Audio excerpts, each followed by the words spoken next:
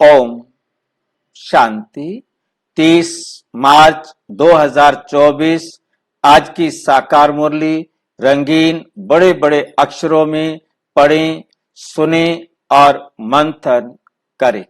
हम प्रातः 6 बजे, शाम को 4 बजे मुरली मंथन करते हैं। 5 से 6 हम सहज राजयोग कोर्स पर भी मंथन करते हैं। तीनों के लिए एक ही लिंक है। आप यदि किसी में जुड़ना चाहते हैं उसी लिंक से जुड़ सकते हैं। आपके पास लिंक नहीं है तो इसी वीडियो के डिस्क्रिप्शन बॉक्स से ले सकते हैं, या फिर इसी वीडियो में आप नीचे एक लाइन देख रहे हैं, उसमें व्हाट्सएप नंबर दिया हुआ है, उस पर आप व्हाट्सएप करके भी आप लिंक प्राप्त कर सकते हैं। मुरली मंथन से आपके सहयोग से सबको लाभ होता है, सबके सहयोग से आपको भी लाभ होता है। कौन सी बात कब और कैसे स्पष्ट हो जाए, ये इस मंथन की विशेषता होती है। और आप सभी जो मुरली बाद में पढ़ते हैं वे भी इस मंथन में सहयोगी बन सकते हैं। वो अपना सुझाव, अपना विचार, अपनी बात या अपना प्रश्न व्हाट्सएप पर लिखकर भेज देंगे। बाकी तो सामने बैठकर पूछ लेते हैं। ओम शांति। आज की मुरली का सार। मीठा मीठा बाबा कहते, मीठे बच्चे, प्राण दान देने वाला बाप है। वो नॉलेज ऐसी देते हैं जिससे प्राण दान मिल जाता है। जिससे प्राण दान देने वाले बाप को, जो ऐसा बाप है, ऐसे प्राण दान देने वाले बाप को प्यार से याद करो। प्राण भी कोई दान दे सकता है क्या? परमात्मा प्राण कैसे दान करते होंगे? बताया आपके कि हम आत्मा है और आत्मा अजर अमर अविनाशी है। ये बाबा ने हमें बता दिया, तो हमें प्राण तो दिए क्या? क्योंकि हम अपने आप को मरने वाला समझते थे और हमें इस ज्ञान से अमृतत्व प्रदान कर दिया। हमें ये समझ दे दी कि हम कभी मरते नहीं। वो समझते कि मर गया और वो सावित्री जो है गई और यमराज से अपने पति के लिए आत्मा पकड़ कर ले आई वापस। ऐसे कोई आत्मा या कोई प्राण किसी को मिल नहीं सकते। परंतु परमात्मा कहते, बच्चे तुम आत्मा हो, तुम अमर हो। ये शरीर विनाशी है। आत्मा एक शरीर छोड़ेगी, दूसरा शरीर ले लेगी, आत्मा तो ना मरेगी। मरेगा तो शरीर मरेगा। सत्यवान का शरीर यदि दोबारा जीवित हुआ तो मर क्यों गया? कभी भी कोई भी दोबारा जीवित नहीं होता। किसी का कोई कार्मिक अकाउंट रहता है तो वो आत्मा कुछ समय के लिए अपने शरीर को छोड़कर जाती है और वापस आकर शरीर लेकर अपना पार्ट बजाती है। बाकी ये नहीं है कि कोई भी आत्मा शरीर छोड़ जाए और यमराज उसको फिर छोड़ दे, क्योंकि हम जान गए हैं कि कोई यमराज भी नहीं होता जो प्राण को किसी रस्सी के फंदे में बांध कर ले जाता हो। कोई यमराज किसी को लेने के लिए नहीं आता। आत्मा स्वयं गति करती है जहां उसको जाना है। तो आत्मा को अपना शरीर एक छोड़ना है और दूसरा जाकर लेना है अपने ही कर्मों के हिसाब से। इसमें प्राण दान देने वाली बात सिर्फ यही है कि परमात्मा ने आकर हम सबको समझ दी है और ऐसा भय मुक्त कर दिया है कि हम मर ही नहीं सकते, हम सदा सदा के लिए अमर हैं। तो ये भय मुक्त करने वाले बाप को सोचो कितना प्यार से याद करना चाहिए। प्रश्न, किस आधार पर 21 जन्मों तक तुम्हारे सब भंडारे भरपूर रहते हैं? क्या आधार होगा, क्या हम करें जिसके आधार पर हमें 21 जन्मों तक तुम्हारे सब भंडारे भरपूर रहते, तुम्हारे पास खजाना कम ही नहीं होता? ऐसा क्या करते हो जो बाबा आपको इस लायक बना देते कि 21 जन्म आपका भंडारा कभी खाली नहीं होता? उत्तर, संगम युग पर तुम बच्चों को जो नॉलेज मिलती है, संगम युग पर जो अब चल रहा है, इस संगम युग पर तुम बच्चों को जो नॉलेज मिलती है ये सोर्स ऑफ इनकम है। ये आमदनी का जरिया है। इस पढ़ाई के आधार से सब भंडारे भरपूर हो जाते हैं, सारे भंडारे क्या हो जाते हैं, भरपूर हो जाते हैं। इस पढ़ाई से 21 जन्मों की खुशी मिल जाती है। ऐसी कोई चीज नहीं जिसके प्राप्ति की इच्छा रहे, जिसके प्राप्ति की इच्छा रहे। बाबा नॉलेज का दान ऐसे देते हैं जिससे आत्मा क्या से क्या बन जाती है। बाबा ने कह दिया क्या से क्या बन जाती है, आत्मा पतित से पावन बन जाती है, भ्रष्टाचारी से श्रेष्ठाचारी बन जाती है। ओम शांति। भगवानोवाच, स्वयं परमपिता परमात्मा भगवान कहते हैं, शालिग्राम समझते हैं। शालिग्राम अर्थात हम आत्माएं ये समझती हैं, हम आत्माएं समझती हैं कि शिव बाबा हमको पढ़ाने आते हैं, शिव बाबा हमको परम धाम से पढ़ाने आते हैं। बच्चे जानते हैं वही सृष्टि के आदि मध्य अंत को जानते हैं। बच्चों को अब कोई नई बात नहीं लगती, बच्चों को अब कोई नई बात नहीं लगती, समझ में आ गया है मनुष्य तो सब भूले हुए हैं, मनुष्य तो सब भूले हुए हैं। जिसने पढ़ाया उनके बदले पहले नंबर में पढ़ने वाले का नाम डाल दिया। जिसने पढ़ाया उसका नाम लिखने की बजाय जिसने पूरी तरह उस ज्ञान को अपने जीवन में धारण किया उसका नाम डाल दिया। ऐसी गलती होने का आधार क्या है? व्यास ने अपना महाभारत में इस बात का जिक्र किया कि मैं कंदिरा में बैठा हुआ था, इन चर्म चक्षुओं से नहीं, मैंने तीसरे नेत्र से सृष्टि के आदि मध्य और अंत को देखा। जो कहानियां, जो किंवदंतियां समाज में प्रचलित थी, उन सब को एकत्रित करके मैं ये महाकाव्य लिख रहा हूं।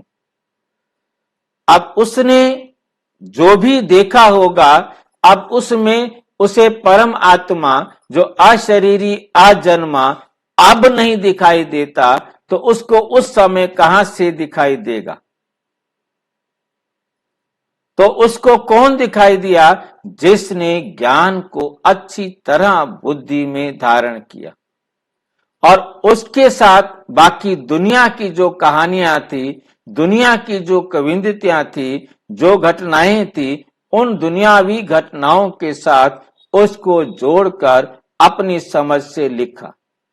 परंतु ये कितना सच था, कितना झूठ था, वो हम इस बात से समझ सकते हैं कि इस महाभारत को घर में रखना, पढ़ना निषेध किया, क्योंकि इसमें गंध ज्यादा है, अच्छाई बहुत बहुत कम है। तो इसलिए हमें समझना है कि वास्तव में ये जो कृष्ण है, ये जिसने ज्ञान को अपने जीवन में धारण किया, उसका नाम लिख दिया है। जिसने पढ़ाया उसके बदले पहले नंबर वाले बच्चे का नाम डाल दिया। तुमको पढ़ते पढ़ते ये बातें सिद्ध करनी है, पढ़ते पढ़ते सिद्ध करनी है। भारत के शास्त्रों की ही बात है और धर्म के शास्त्रों की नहीं। भूल ही भारत के शास्त्रों की है। तुम्हारे सिवाय ये बात और कोई सिद्ध नहीं कर सकता, तुम्हारे सिवाय ये बात और कोई सिद्ध नहीं कर सकता।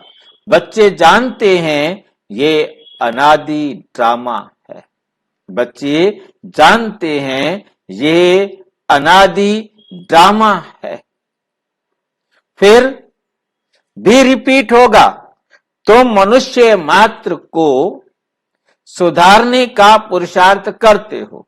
तुम मनुष्य मात्र को सुधारने का पुरुषार्थ करते हो।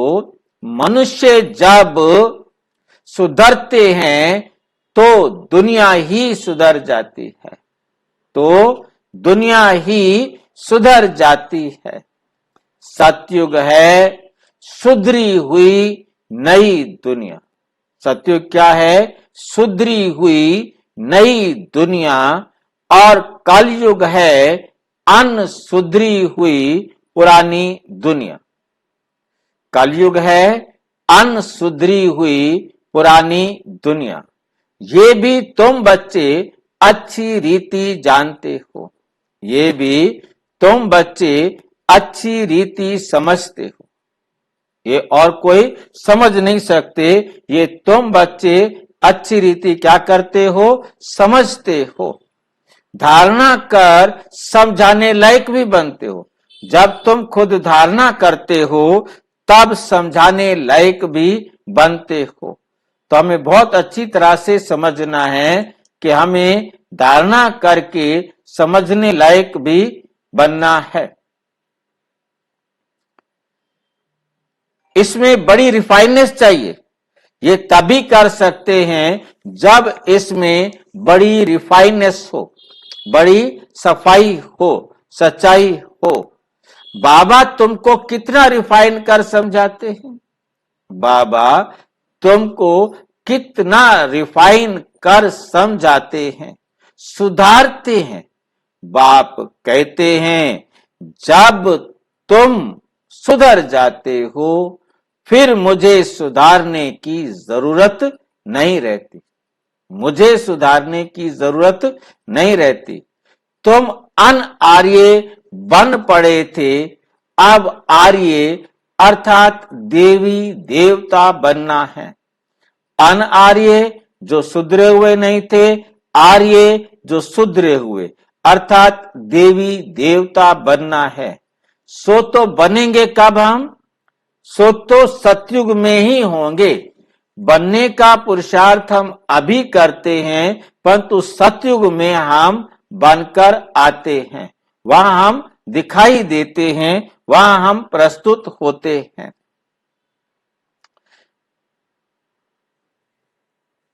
वे सब सुधरे हुए, वो सब कैसे होते हैं? सुधरे हुए। अब हैं अनसुधरेले। अब सारे बच्चे कैसे बन गए हैं? अनसुधरेले। उनकी पूजा करते हैं। ये किसकी बुद्धि में नहीं आता कि हम उनको क्यों सुधरेले कहते हैं। आर्यों को हम सुधरेले क्यों कहते हैं? समझ में आ रहा है?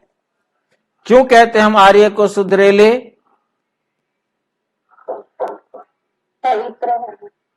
क्योंकि उनको स्वयं परमात्मा ने सुधारा, श्रेष्ठ बनाया, तब वो आर्य कहलाए। परंतु आज जो ये मत है, ये बाबा कहते हैं आर्य समाज जो मत है, ये सुधरेले नहीं है। ये अपने साथ नाम आर्य लिखते हैं, परंतु वास्तव में सुधरेले आर्य तो सतयुग में होते हैं सब मनुष्य। वो भी मनुष्य होते हैं जो सुधरेले आर्य थे, वही अब अनसुधरेले बने हैं, आर्य और अन आर्य। बाकी वे जो आर्य समाज है वो मठ पंथ है, वो तो एक पंथ है जो अभी शुरू हुआ। वो अपने साथ आर्य लिखते हैं, परंतु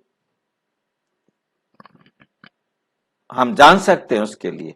तो बाबा ने सॉरी मुझे याद आ रहा है कि जो आर्य समाज के स्वामी दयानंद जी थे, उन्होंने जो सत्यार्थ प्रकाश लिखा उसके 11वें समोल्लास में ये बात लिखी गई कि अब से 5000 साल पहले केवल और केवल आर्य थे। अब से 5000 साल पहले केवल और केवल आर्य थे और वेद विरुद्ध कोई बात नहीं थी। जब वेद विरुद्ध होते हैं तो महाभारत होती है। ये 5000 साल वाली बात बड़ी क्लियर करते हैं, स्पष्ट करती है कि महाभारत तब होती है जब महाभारत वेदों विरुद्ध हो जाते हैं, जब आर्य होते हैं वेद युक्त चलते हैं, परंतु वास्तव में उन्होंने वेदों को समझा है कि आदि अनादि रचना है वेद, परंतु हमें मालूम है कि वेद अभी 2500 साल पहले ही लिखे गए, 2200-2300 साल पहले ही लिखे गए। और ये जो 5000 साल वाली पहले वाली बात है, जो वेद युक्त थे, वो वास्तव में परमात्मा द्वारा सुधरे हुए थे, वो आर्य थे।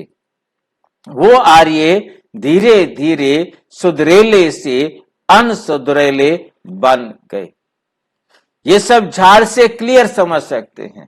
झाड़ के चित्र को देखेंगे तो वहां आप बाबा कहते अच्छी तरह समझ सकते हो, ये है मनुष्य सृष्टि का झाड़।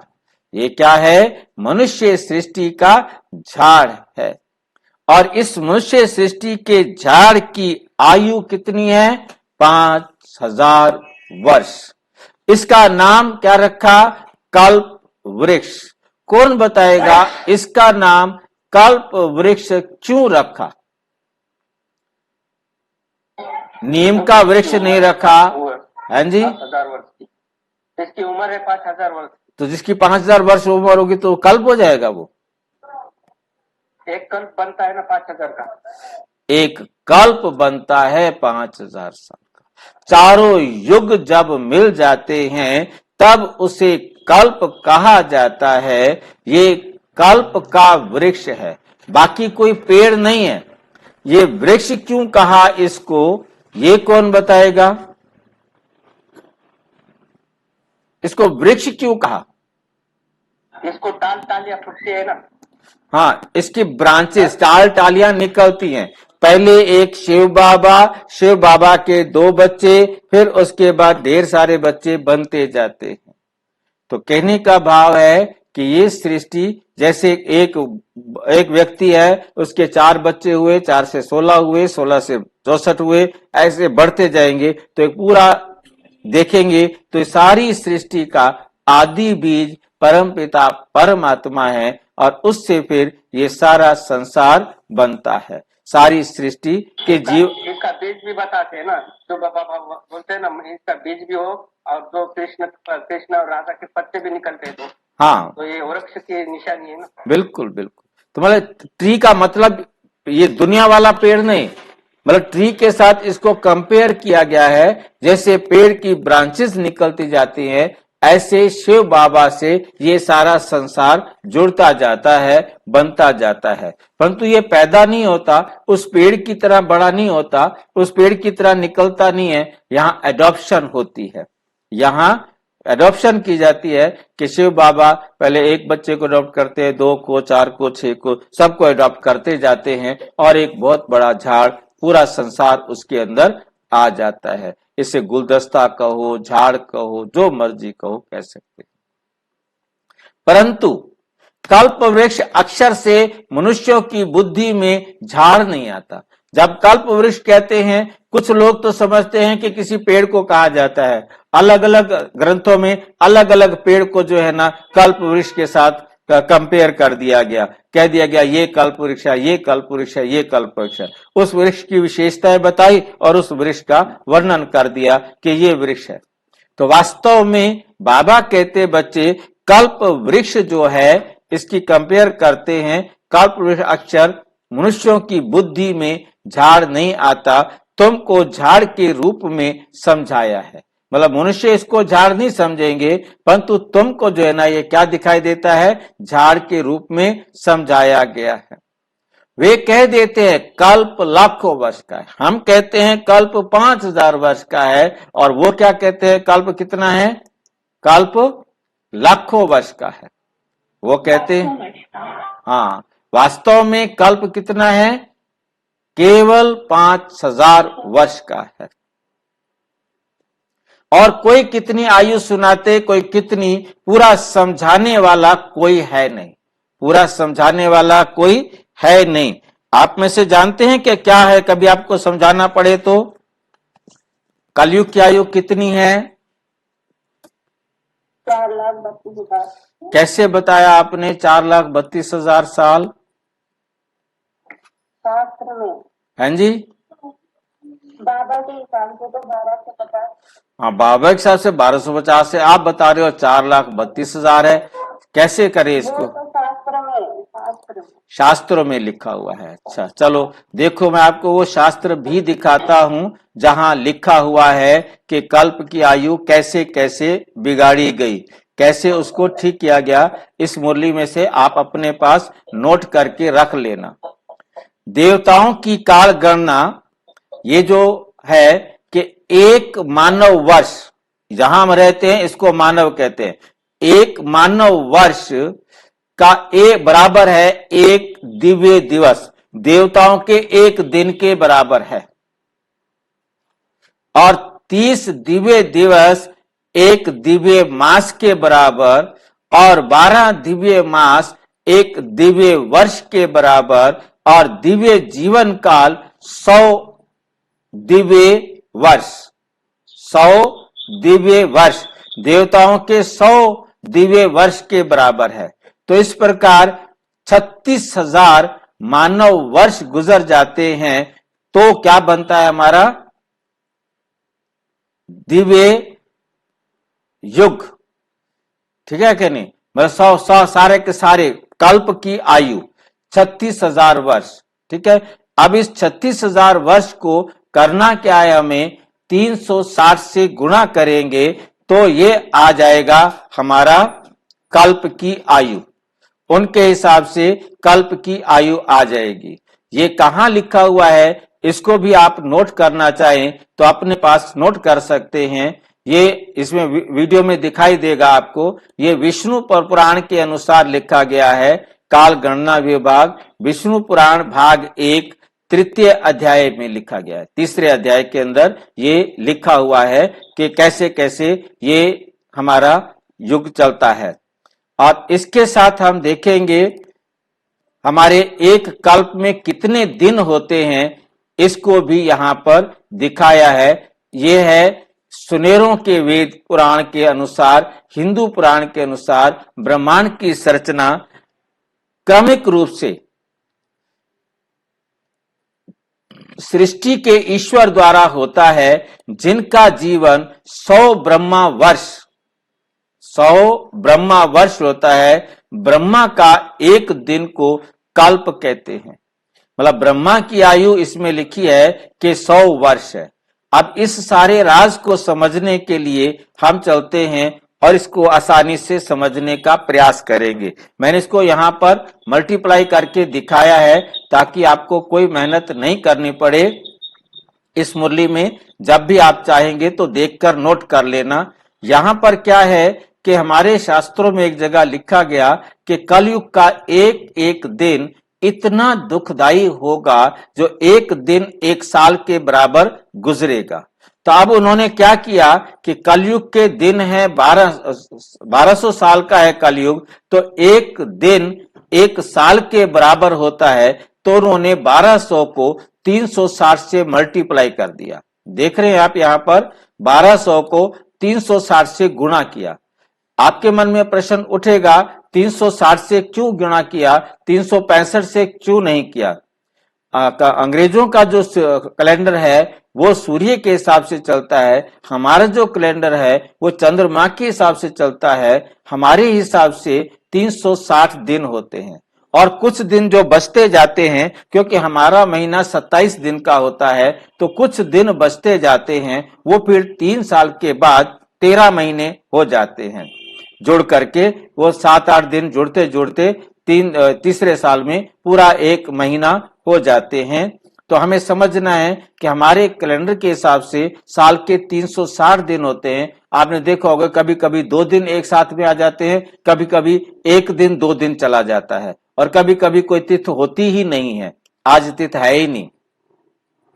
तो इस प्रकार से 4,32,000 दिन का कलयुग है, तो एक दिन एक साल के बराबर है, तो उसको 4,32,000 साल कह दिया।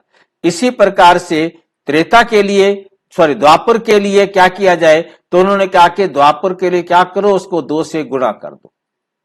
एक था, ये 2 हो गया, 8,64,000 साल। तो इसके बाद आया कि त्रेता कितना होना चाहिए। अब त्रेता पर आकर के हमारे विचार 2 हो गए। कुछ विद्वान कहते हैं भाई 4,32,000 को 3 से गुणा कर दो, 12,96,000 साल का हो गया। और कुछ लोग कहते हैं नहीं भाई, हाँ, उसको दुगना करो, 8,64,000 जो द्वापर का था उसको 2 से गुणा करो, तो उन्होंने 17,28,000 साल कर दिया। तो हमें समझ में आ रहा है। तो इसी प्रकार से हमें गलती हुई और हमारे शास्त्रों में लिख दिया गया और हमने उसे स्वीकार कर लिया। तो यहाँ हम देख रहे हैं, तो उन्होंने जन्म भी तो 84 लाख बताया ना भाई जी। वो तो बाद की बात है। अब अभी हमें यहाँ पर देख रहे हैं ना, तो 4 लाख तो सत्युग के लिए ध्यान से ये समझना है, क्योंकि आपने कभी समझाना पड़ेगा आपको, तो आप समझा सकेंगे। 4,32,000 को 4 से गुणा किया, वो कहते हैं 17,28,000 साल का होना चाहिए, परंतु कुछ कहते हैं नहीं, वो 34,56,000 साल का होना चाहिए। तो इस प्रकार से 2 मत चलते हैं सतयुग और त्रेता के लिए। इसके बाद आ जाता है ब्रह्मा का दिन। कलयुग और सतयुग ये कहलाता है ब्रह्मा का दिन, और द्वापर और कलयुग ये कहलाता है ब्रह्मा की रात। और चारों युगों को हम जोड़ देते हैं तो ये हो जाता है ब्रह्मा का पूरा दिन। तो हम देख रहे हैं 4 लाख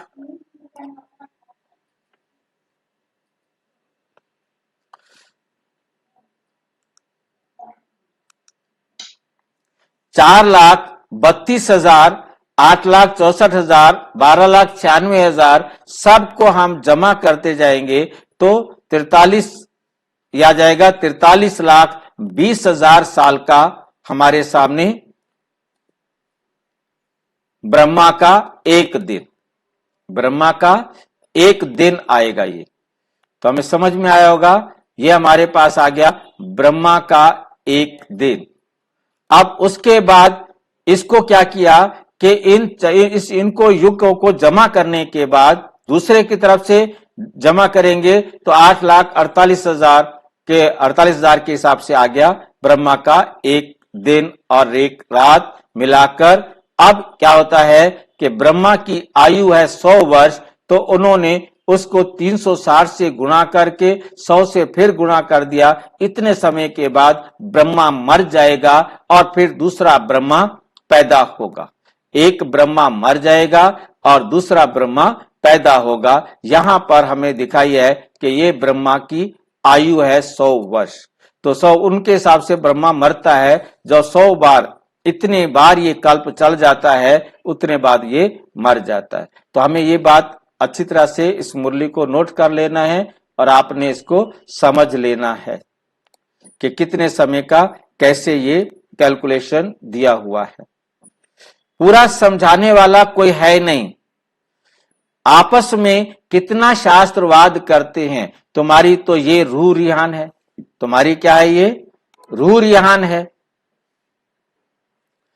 तुम आपस में तुम सेमिनार करते हो, इसको रूह रिहान कहा जाता है। सेमिनार करना क्या है, रूह रिहान। सेमिनार में क्या करते हैं, आपस में बैठकर चर्चा करते हैं। ऐसे ही जैसे हम बैठ करके मुरली मंथन करते हैं, वे भी मंथन होता है। वो किसी एक विषय को लेकर मंथन होता है। यहां हम मुरली का मंथन करते हैं। सेमिनार करते हो, इसको रूह रिहान कहा जाता है। प्रश्न उत्तर समझने के लिए भी करते हैं। बाप जो कुछ सुनाते हैं उससे ही टॉपिक निकाल तुम सुनाते हो। वो लोग क्या सुनाते हैं ये भी तुम जाकर सुनो। वहां बैठो जाकर, तुम जाकर सुनो कि वो क्या सुनाते हैं, फिर आकर सुनाना। बाबा कहते मुझे आकर सुनाना चाहिए कि इस प्रकार का वाद विवाद कर चलता है। पहले तो ये समझाना है कि गीता का भगवान कौन। पहले क्या समझाना है, गीता का भगवान कौन। भगवान बाप को भूलने कारण बिल्कुल चट खाते में हो गए हैं। बिल्कुल क्या हो गए हैं? चट खाते में हो गए हैं। तुम बच्चों को तो बाप से लव होना चाहिए। तुम बच्चों को क्या होना चाहिए? बाप से लव है। तुम बाबा को याद करते हो, बस बाबा ही प्राण दान देने वाला है। बाबा ही क्या करने वाला है? प्राण दान देने वाला है। नॉलेज का दान ऐसा देते हैं जो क्या से क्या बन जाते हैं। बाबा आकर हमें ज्ञान दान ऐसा करते हैं कि हम फिर क्या से क्या बन जाते हैं। तो बाप पर लव रहना चाहिए। बाबा हमको ऐसी ऐसी नई बातें सुनाते हैं। हम श्री कृष्ण को कितना याद करते हैं, वे कुछ देता ही नहीं। हम श्री कृष्ण को कितना याद करते हैं, वे कुछ देता ही नहीं। श्री नारायण को याद करते हैं, याद करने से कुछ होता है क्या? मतलब बाबा पूछ रहे हैं, हम तो कंगाल के कंगाल ही रह गए।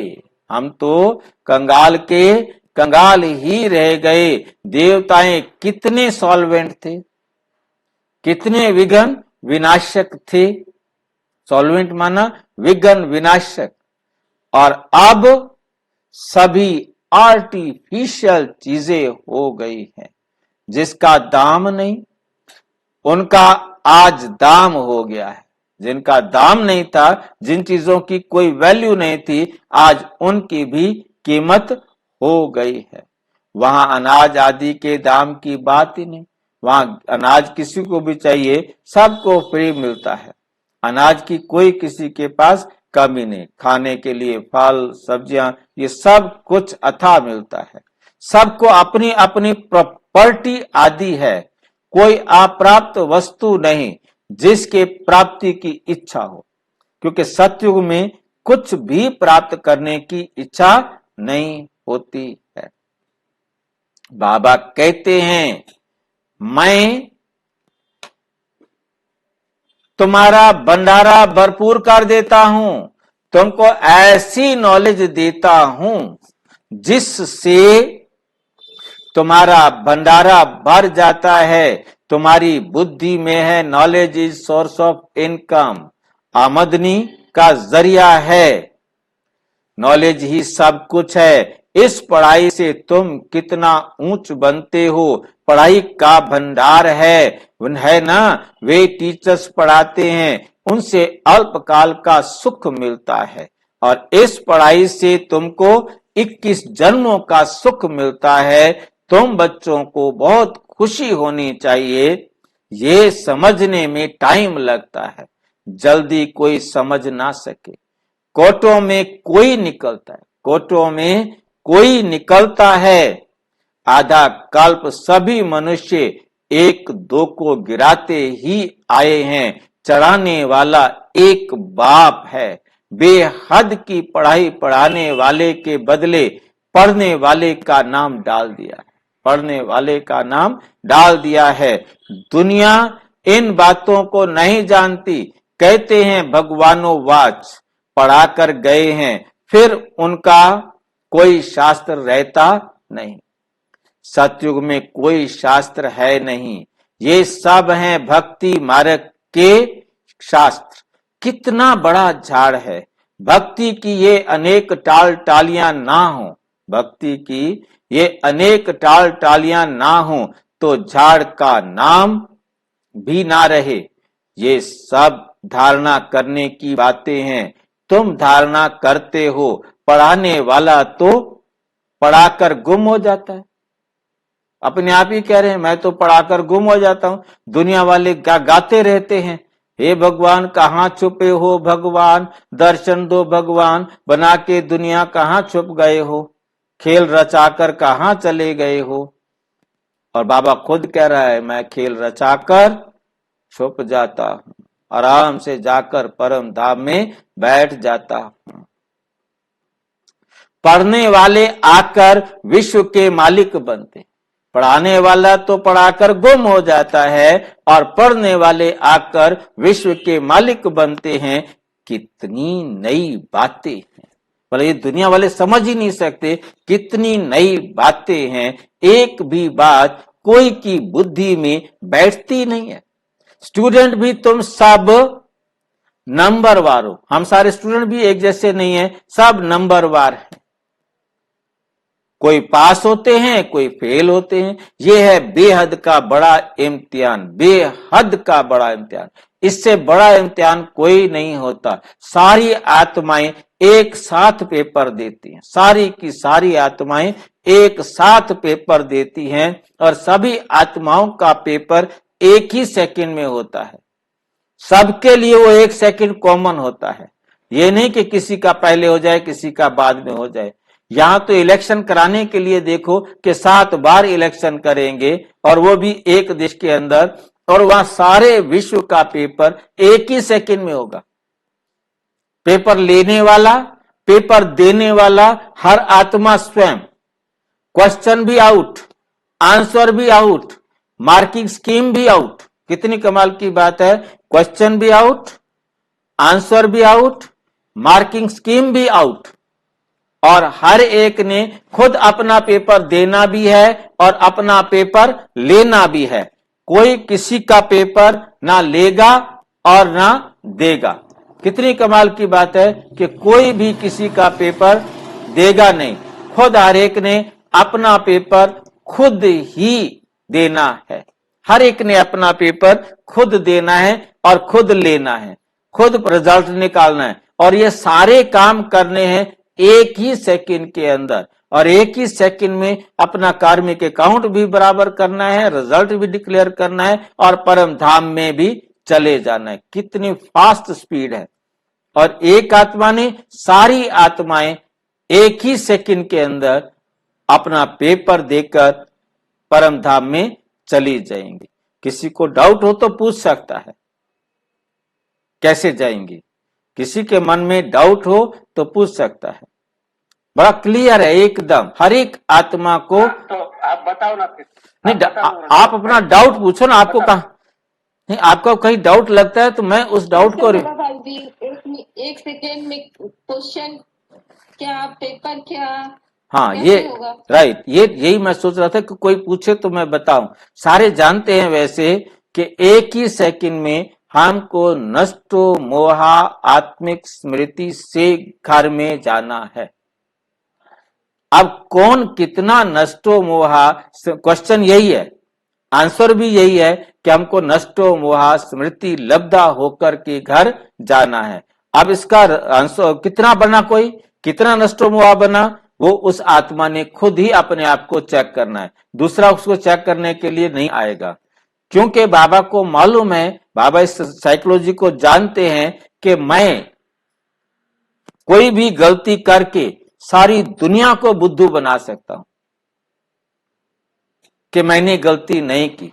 मैं प्रूव कर दूंगा कि मैंने गलती नहीं की। सारे मान लेंगे कि हाँ वाक्य में आपने गलती नहीं की, परंतु मैं अपने आप को नहीं समझा सकता कि मैंने गलती नहीं की। कोई भी अपने आप से झूठ नहीं बोल सकता। तो इसलिए बाबा ने यह बड़ी वंडरफुल युक्ति रची है कि हर आत्मा खुद अपनी पेपर मार्किंग करेगी। और तो उस, हाँ जी, ये 1 सेकंड का जो हमें टाइम है पेपर का, हाँ जी, हाँ जी, अगर उसमें हम नष्टो मोहान नहीं बन पाते हैं, स्मृति स्वरूप नहीं बन पाते हैं, हाँ, तो 1 सेकंड में ही हमें सजा भी काटनी है। नहीं सजा कोई नहीं काटनी आपने। अच्छा, सजा कुछ नहीं काटनी, रिजल्ट निकालना है आपने कि मेरे 5 नंबर हैं, मेरे 10 नंबर हैं, मेरे 40 नंबर हैं, मेरे 80 नंबर हैं, मेरे 60 नंबर हैं, मेरे 100 नंबर हैं। उसके बेस पे हमारा पद तय हो गया। उससे बस खत्म बात। यहाँ कोई सजा नहीं है। 1 नंबर वाला भी पास। हाँ जी भाई जी, नंबर अनुसार पद मिलेगा ना? आप नंबर अनुसार जैसे अपना रिजल्ट निकालोगे, जी। मतलब आपने घर जाना है ना, आपने अपनी मेरिट खुद डिसाइड करनी है। और ये भी सिर्फ हम बुद्धू बना रहे हैं कि 1 मिनट में हम मेरिट डिसाइड करेंगे, परंतु रिजल्ट पहले से डिक्लेयर है। हमें मालूम नहीं है कि जो 80 नंबर पर आया था अब वो 80 नंबर पे बन के ही जाएगा। ना 79 बनेगा ना 81 बनेगा। इसी प्रकार जो 40 वाला आया तो 40 बन के जाएगा, जो 100 आया है वो 100 बन के जाएगा।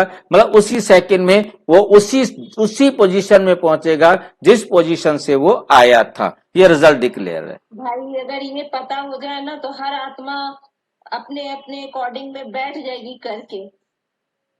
पहले नहीं कर सकती है ना, पहले नहीं कर सकती, ये बात पता ही नहीं है ना। नहीं पता नहीं है, परंतु देखिए यही तो लास्ट मोमेंट पर आप उसी स्टेज पर पहुंच जाएंगे ना। आपने यदि 70 तक पहुंचना है तो 70 तक पहुंचेंगे, 90 तक पहुंचना है तो 90 तक पहुंचेंगे, वहां तक आप पहुंच ही जाएंगे। मतलब इसमें किसी प्रकार की मिस्टेक होनी ही नहीं है।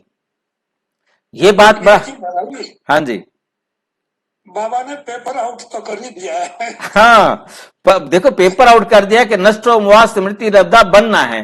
अब हर एक को पुरुषार्थ करने का भी मौका दे दिया। हम कितने भाग्यशाली हैं कि हमें इतना टाइम मिल गया। अभी जो बाद में आने वाले हैं उनको तो कितना कम टाइम मिलना है। तो ये फायदा हम भाई जी जैसे जैसे मक्खन में से बाल निकलता वैसा शरीर छूटना चाहिए, इससे रग नहीं रुकेंगी ना। जिसको जरा भी मोह नहीं होगा तो वही ऐसे निकलेगा ना। वो जो ऐसी आत्माएं होंगी वो बाबा की याद में बैठेंगी और शरीर को छोड़ देंगी।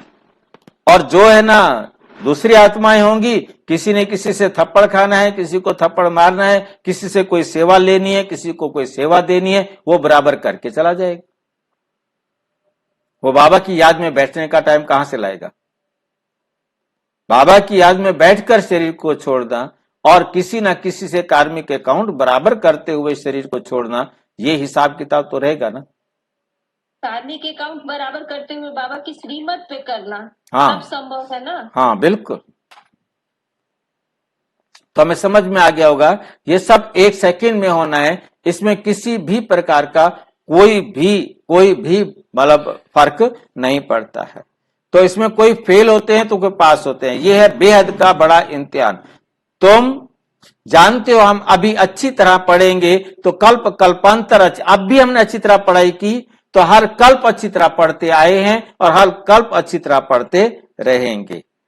अच्छा, पढ़ने वाले ही उच्च पद पाते हैं, नंबर वार सब जाएंगे, सारा क्लास ट्रांसफर होता है, नंबर वार जाकर बैठते हैं। ये ज्ञान भी आत्मा में है, अच्छा या बुरा संस्कार आत्मा में है। शरीर तो मिट्टी है, आत्मा निर्लेप है। आत्मा क्या है? आत्मा निर्लेप नहीं सकती। सॉरी, आत्मा भक्ति वाले कहते हैं आत्मा निर्लेप है, परंतु बाबा कहते आत्मा निर्लेप हो नहीं सकती, आत्मा पर ही लेप छेप लगती है।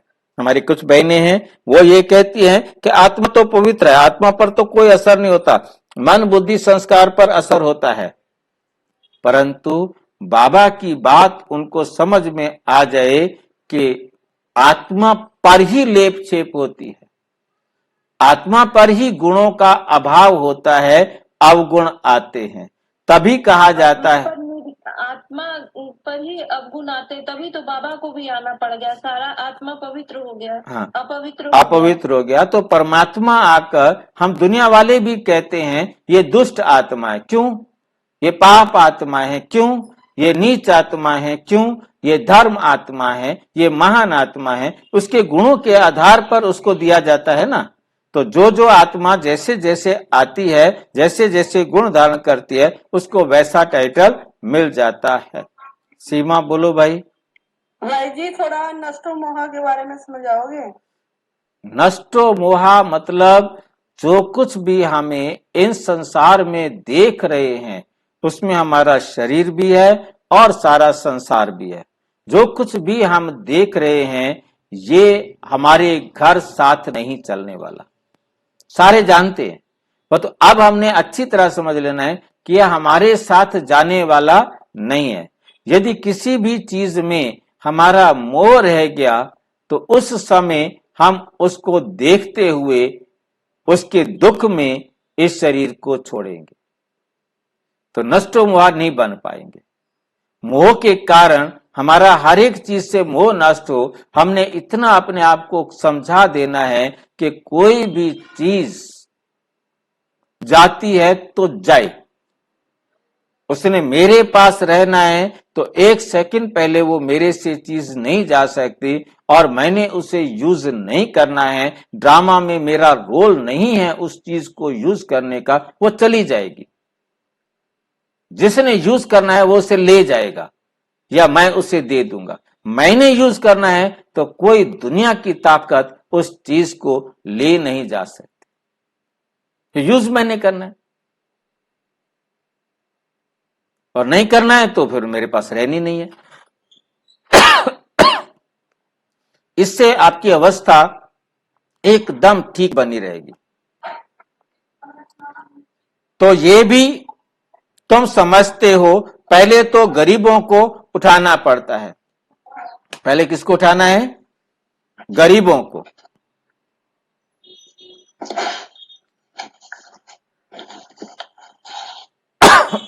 तो माँ जी पहले गरीबों को क्यों जाना है?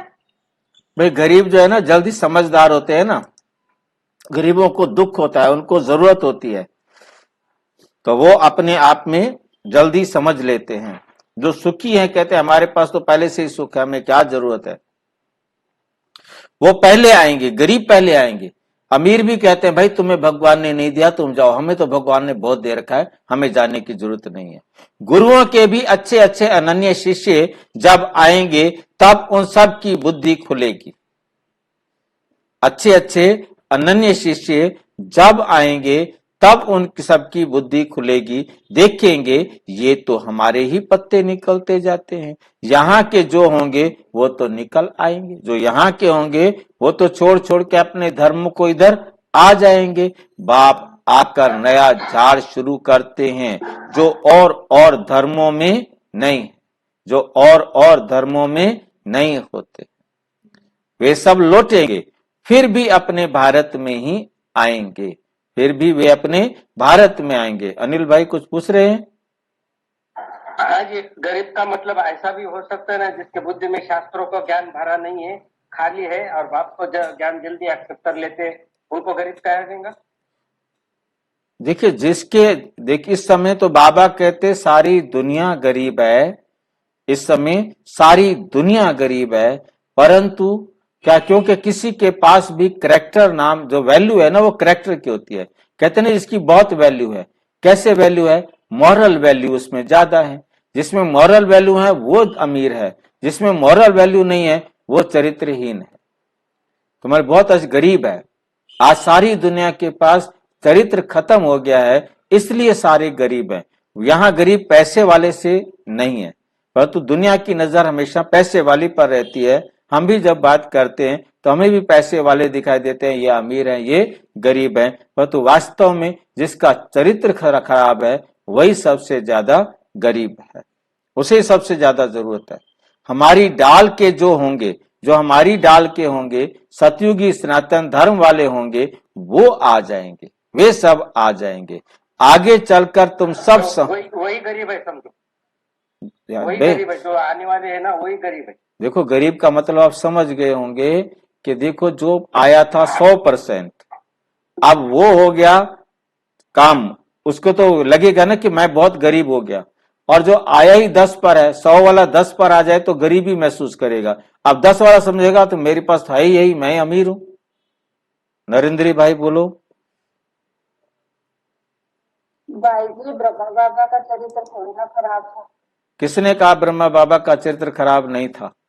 आप ऐसे थोड़ी ना आप बोल रहे हो चरित्र खराब होगा, जो आएगा वो कैसे खराब है? आपके लोग मनुष्य तो कितने खराब चरित्र के है, कम थोड़ी ना ब्रह्मा बाबा इसके। बहन जी बात सारी समझने वाली है। तमो प्रधान तो हुआ ना, तमो प्रधान का मतलब क्या होता है? ब्रह्मा बाबा ने खुद अपने उसमें बताया कि मैंने फिल्म देखी और शादी की, फिल्म ने बेड़ा गर्क किया तो क्या हुआ? समझ रहे हैं बात को? पैसा कमाया तो पैसा इतना कमाया, ईमानदारी से नियम है कि कोई रोटी कमा सकता है, परंतु कोई सोचे कि भी है ना ईमानदारी से वो जो है ना महलों को इकट्ठा करे, ज्यादा पैसा इकट्ठा करे, वो नहीं हो सकता। पैसा तो जैसे भी इकट्ठा किया वो हो गया, यानी वो उसका पार्ट था। वैसे ब्रह्मा बाबा तो दान कितना करते थे, वो गीता करते थे। जितने जितने बहन जी आप मेरे साथ बात कर रहे हो, आप ध्यान से देखो ना कि जितने बड़े पैसे लूट लाट के आते हैं वो सोचते हैं चलो 1 लाख लूटा है तो 10,000 रुपए का भंडारा कर दो, भगवान शामिल हो जाएगा, हिस्सेदार हो जाएगा, उसको भी कुछ हिस्सा मिलेगा। तो जितने भी पैसा ज्यादा कमा के लाते हैं वही तो इतना ज्यादा करेंगे। पैसा जितना भी कमाया जाएगा वो पैसा हर एक प्रकार से हाथ पैर मारने पड़ते हैं, तो वो हाथ पैर मारना ही। बाकी ये बात ठीक है कि वो अमीरों को लूट के लाते थे, किसी को भी लूट के लाते थे। तो बात सारी समझनी है कि बाबा ने कहा कि यही सबसे पहले जब तमो प्रधान हो जाता है तब मैं इसके तन का आधार लेता हूं। ठीक है कि नहीं? बाबा ने इस चीज को स्वीकार किया है, इसमें किसी भी प्रकार की, हम सारी तो तमो प्रधान थे। आप अपने, अब जैसे मम्मा के लिए कहा, मम्मा के लिए कितनी वंडरफुल बात कही है बाबा ने कि इस जन्म में वो पवित्र है परंतु इससे पिछले जन्म में तो काली थी। लाइन समझ रहे हैं इस बात को? ये मुरली के शब्द है। तो इस प्रकार से हर एक आत्मा धीरे धीरे पतित होती आई है। पतित माना ही दिवाला निकलना, माना ही कैरेक्टर का दिवाला निकलना। वो बात अलग है कि आज हमें दिखाई दे रहा है कि सारी दुनिया में कैरेक्टर का बेड़ा गर्क हो गया है, ठीक है नहीं? परंतु हमें समझना है इसको। ठीक है भाविका भाई, जल्दी से बोलो, टाइम बहुत हो गया।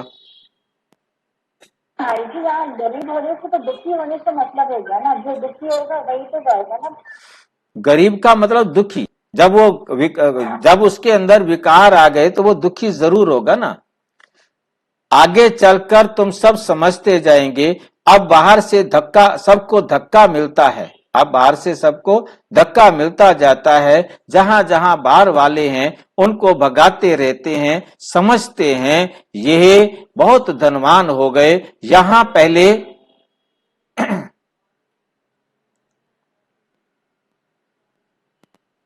यहां वाले गरीब हो गए, पिछाड़ी में सबको अपने अपने धर्म में जाना होता है। आखिर सब अपने अपने घर तरफ भागेंगे। विलायत में कोई मरता है तो उनको भारत में ले आते हैं, क्योंकि भारत है फर्स्ट क्लास पवित्र भूमि। भारत में ही नई दुनिया थी। इस समय इसको वाइसलेस वर्ल्ड नहीं कह सकते, ये है विशेष वर्ल्ड। इसलिए बुलाते हैं, हे पतित पावन आओ, आकर हमको पावन बनाओ। बस दुनिया तो यही है, परंतु इस समय दुनिया में कोई पावन तो है नहीं। पावन आत्माएं मूल वतन में है, वे है ब्रह्म महातत्व। सब पावन बनकर वहां जाएंगे, फिर नंबरवार आएंगे।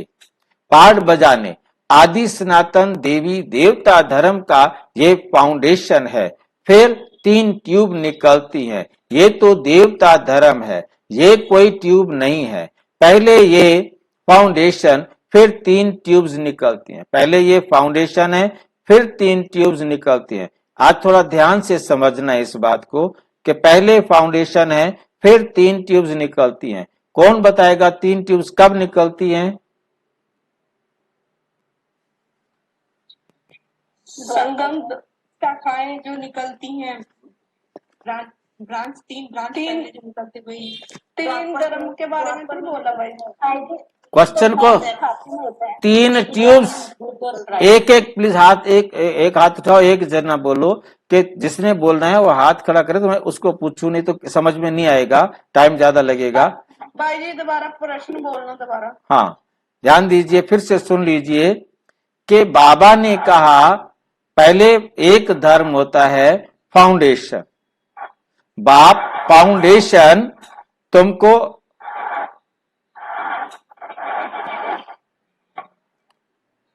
अपने ना माइक बंद रखा करो, क्योंकि आवाज जो है ना खराब करती है। आप वहां पर 3 ट्यूब्स निकलती हैं, पहले है फाउंडेशन, 3 ट्यूब्स निकलती हैं। ये तो देवता धर्म है, ये कोई ट्यूब नहीं है। ध्यान देना है, बहुत अच्छी तरह पहले समझ लो इस लाइन को। आदि सनातन देवी देवता धर्म का ये फाउंडेशन है, आदि सनातन देवी देवता धर्म फाउंडेशन है। फिर 3 ट्यूब्स निकलती है। ये तो देवता धर्म है, ये कोई ट्यूब नहीं। पहले ये धर्म फाउंडेशन, फिर 3 ट्यूब्स। पहले ये फाउंडेशन है आदि सनातन देवी देवता धर्म, फिर उससे 3 ट्यूब्स निकलती हैं जो सृष्टि चक्र के चित्र में दिखाया है। इब्राहिम, बुद्ध और क्राइस्ट। इब्राहिम, बुद्ध और क्राइस्ट, ये 3 ट्यूब्स निकलती हैं। मुख्य है 4 धर्म। सबसे अच्छा धर्म है ये ब्राह्मण धर्म। इनकी बहुत महिमा है। हीरे जैसा तुम यहाँ बनते हो, बाप तुमको यहाँ पढ़ाते हैं। तुम कितने बड़े हो, देवताओं से भी तुम ब्राह्मण बड़े हो, नॉलेजफुल हो। वंडर है ना, हम जो नॉलेज लेते हैं वो हमारे साथ चलती है, फिर वहां नॉलेज को भूल जाते हैं। तुम जानते हो पहले हम क्या पढ़ते थे, अब हम क्या पढ़ते हैं। आईसीएस वाले क्या पढ़ते हैं और बाद में क्या पढ़ते हैं, बाद में क्या पढ़ते हैं, फर्क तो है ना। आगे चलकर तुम बहुत नई नई पॉइंट्स सुनेंगे, अभी नहीं बताऊंगा। बाबा कितना चला के साफ मना कर देता है, अभी नहीं बताऊंगा। पार्ट ही आगे सुनने का है, पहले कैसे बता दूं। बुद्धि में रहता है, नॉलेज का पार्ट जब पूरा होना होगा तब हम भी उस समय बाबा के ज्ञान को धारण कर लेंगे। फिर हमारा पार्ट स्वर्ग में शुरू हो जाएगा, उनका पार्ट पूरा हो जाएगा, शिव बाबा का पार्ट पूरा हो जाएगा। बुद्धि में धारणा अच्छी चाहिए, सिमरण करते रहो, बाप को याद करते रहो। याद नहीं होगी तो कम पद पाएंगे। बाप को याद करते करते शरीर का भान भी निकल जाएगा। सन्यासी भी इसी अवस्था का अभ्यास करते करते शरीर छोड़ देते हैं, परंतु उन्हों का रास्ता अलग है, इसलिए उनको फिर जन्म लेना पड़ता है। फॉलोवर्स समझते हैं वो ब्रह्म में लीन हो गया, फिर वापस आ नहीं सकता। बाप समझाते हैं वापिस कोई जा नहीं सकता। जब तक मैं ना आऊं, मैं आकर सभी आत्माओं को एक साथ घर ले जाता हूं। कोई घर ले नहीं जा, कोई अपने आप जा नहीं सकता। पिछाड़ी में सब एक्टर्स जब स्टेज पर आएंगे, सारी आत्माएं स्टेज पर आएंगी, तब फिर घर जाएंगे। क्योंकि यही पृथ्वी पर ही परमात्मा सब बच्चों से मिलता है, सभी आत्माओं से मिलता है। परम धाम में साथ में रहते हुए भी किसी भी आत्मा से नहीं मिलता। ठीक है, ना आत्मा को संकल्प, ना परमात्मा को संकल्प, ना मिलने की कोई बात। परंतु यहां परमात्मा आकर सब आत्माओं से मिलते हैं और फिर सब आत्माओं को घर ले जाते हैं कि अब सो जाओ, बस फिर से शुरू करो। ये है बेहद का अविनाशी नाटक। तुम अच्छी तरह समझा सकते हो, ये ड्रामा जू मिसल चलता है। वे तो फिर छोटे छोटे ड्रामा बनाते हैं, झूठी फिल्म बनाते हैं, उनमें थोड़ी अच्छी बातें होती हैं, जैसे विष्णु अवतरण दिखाते हैं। ऐसे नहीं कि ऊपर से कोई उतर आता है, लक्ष्मी नारायण पाठ बजाने आते हैं, बाकी ऊपर से कोई नहीं आता है। अब तुम बच्चों को बाप पढ़ाते हैं, तब ये बातें तुम समझ सकते हो। पहले तुम भी तुच्छ बुद्धि थे, जब बाप ने समझाया तब तुम्हारे कपाट खुल गए हैं। इतना समय जो कुछ सुना वे कोई काम का नहीं। समझ में आया? इतना समय जो दुनिया की किताबें पढ़ पढ़ के अपने को भरा, उसका कोई फायदा नहीं, और ही गिरते गए। इसलिए तुम सबसे लिखवाते हो, जब लिखकर देवें तब समझा जाए। कुछ बुद्धि में बैठा, बाहर से आते हैं, फार्म भराते हैं तो मालूम पड़ता पड़े हमारे कुल का है। फार्म भरेगा ना तो हमें पता लग जाएगा कि हमारे कुल का है। मूल बात है बाप को जानना, समझे? से कैसे पता चलेगा भाई जी वो हमारी कुल का है? बाबा कहते यदि मेरे को वो स्वीकार कर ले, परमात्मा के बारे में वो समझ ले, तब तो ठीक है। यदि वो नहीं समझता तो नहीं समझता है तो नहीं। हमें इस बात को बहुत अच्छी तरह से समझ लेना है।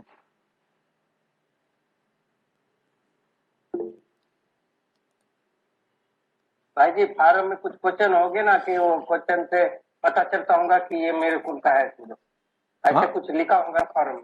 फॉर्म में तो यही पूछा जाता है उनसे कि आपका पिता कौन है, आपका नाम कौन है, आप कहाँ से आए हो, मतलब ताकि उनके बारे में पता, किस तुम्हारे गुरु कौन है, मतलब ऐसे कुछ क्वेश्चन होते हैं, नाम, एड्रेस वगैरह। तो मतलब उनका मतलब मेन होता है उसके परिचय थोड़ा सा हमारे पास आ जाए, बाद में हम उसको फॉलो करना चाहे तो उसको फॉलो कर सके।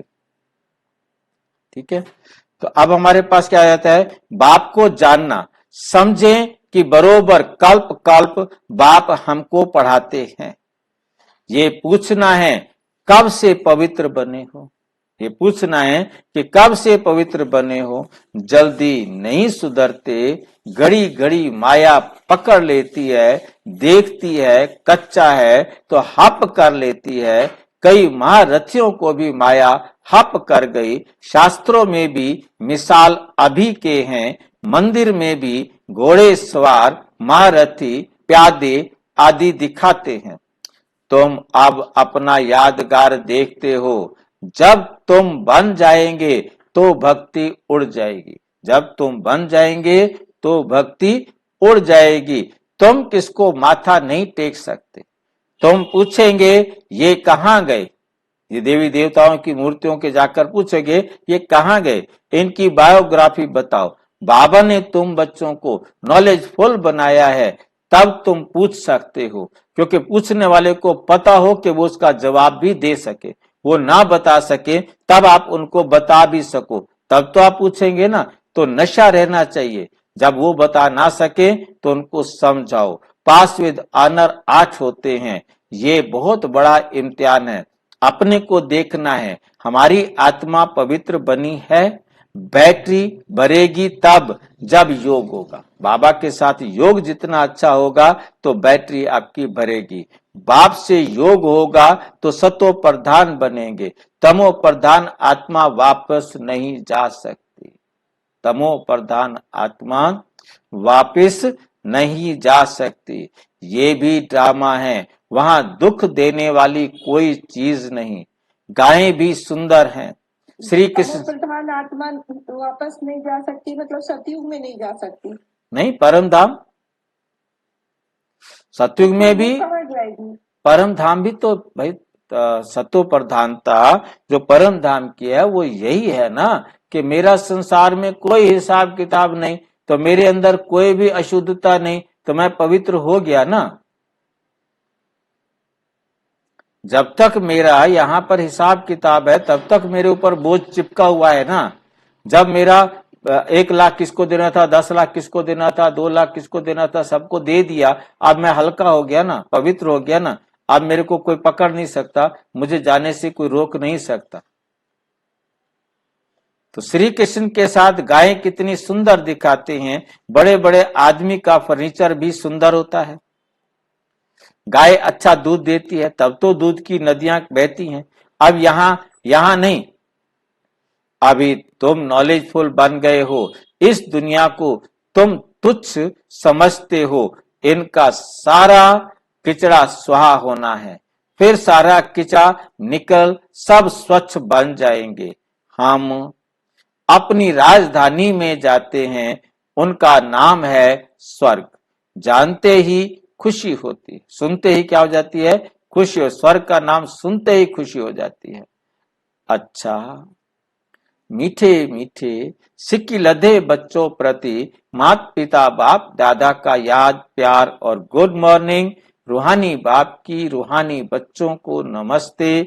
हम रूहानी बच्चों की रूहानी बाप दादा को नमस्ते नमस्ते नमस्ते। धारणा के लिए मुख्य सार नंबर 1, इस अनसुधरी पुरानी दुनिया को सुधारने के लिए स्वयं को सुधारना है। अपनी बुद्धि को बाप की याद से रिफाइन बनाना है। आपस में रूह रिहान करनी है, वाद विवाद नहीं, बहस नहीं करनी। नॉलेज का दान दे, सर्व का भंडारा भरपूर करना है, ज्ञान से सबको भरपूर करना है। वरदान, स्वमान की सीट पर स्थित हो, शक्तियों को ऑर्डर पर मान चलाने वाले विशाल बुद्धि भाव। अपनी विशाल बुद्धि द्वारा सर्व शक्तियों रूपी सेवाधारियों को समय पर कार्य में लगाओ। जो भी टाइटल डायरेक्ट परमात्मा द्वारा मिले हुए हैं उसके नशे में रहो।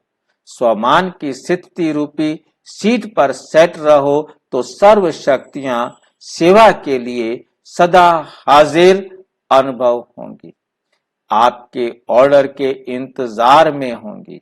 तो वरदान और वर्षे को कार्य में लगाओ। मालिक बन, योग युक्त बन, युक्ति युक्त सेवाधारियों से लो, सेवाधारियों से लो तो सदा राजी रहेंगे, बार बार अर्जी नहीं डालेंगे। स्लोगन है, कोई भी कार्य शुरू करने के पहले विशेष ये स्मृति इमर्ज करो कि सफलता मुझ श्रेष्ठ ब्राह्मण आत्मा का जन्म सिद्ध अधिकार है। अच्छा, ओम शांति। और विस्तार से जानने के लिए विश्व में 140 देशों में प्रजापिता ब्रह्मा कुमारी ईश्वरीय विश्वविद्यालय के किसी भी सेवा केंद्र पर संपर्क करें। और यदि कोई प्रश्न है तो 9213106986 पर केवल टेलीग्राम करें। 9650692270 पर केवल व्हाट्सएप करें, फोन नहीं। ओम शांति।